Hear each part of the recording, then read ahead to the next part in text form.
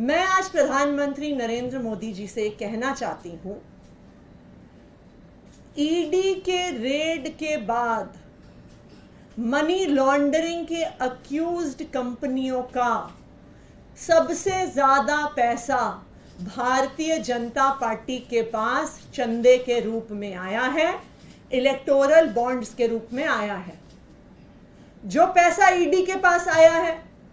उसको तो देश की जनता में बांटने के लिए आपको कोई कानून बनाना पड़ेगा, लेकिन इन सारे आरोपियों का, ये सारे मनी लॉन्डर्ड पैसे का सबसे बड़ा फायदा, इसकी सबसे बड़ी बेनिफिशियरी भारतीय जनता पार्टी रही है। तो अगर आप इन भ्रष्ट कंपनियों का पैसा, इन मनी लॉन्ड्रिंग कर रही कंपनियों का पैसा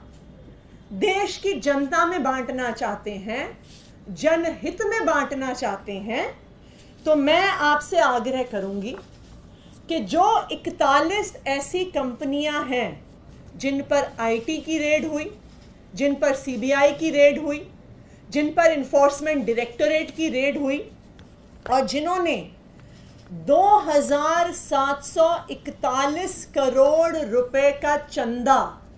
भारतीय जनता पार्टी को दिया है, आपको उसको बांटने के लिए, उसको जनहित में लगाने के लिए आपको कोई कानून नहीं चाहिए। तो मैं उनसे आग्रह करूंगी, मैं भारतीय जनता पार्टी से आग्रह करूंगी कि वो आज आकर पब्लिक में ये घोषणा करें कि 2741 करोड़ रुपए जो हमें ऐसी कंपनियों से मिले हैं जिन पर ईडी सीबीआई की रेड हुई है, उसको हम प्रचार में खर्च नहीं करेंगे,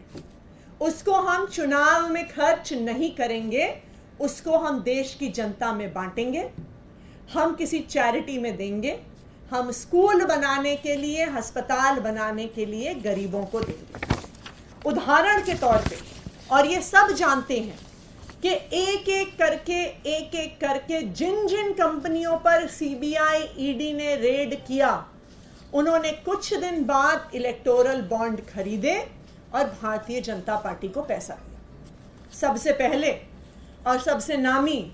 शराब कारोबारी शरत चंद्र रेड्डी, जिनको 10 नवंबर को ईडी ने गिरफ्तार किया और उनकी गिरफ्तारी के कुछ ही दिनों के अंदर शराब कारोबारी शरत रेड्डी ने 55 करोड़ रुपए का चंदा भारतीय जनता पार्टी को दिया। अगर आप ये वीडियो YouTube पर देख रहे हैं तो हमारे चैनल को सब्सक्राइब करें और बेल आइकन को दबाना ना भूलें। अगर आप Facebook पर ये वीडियो देख रहे हैं तो हमारे पेज को लाइक करें।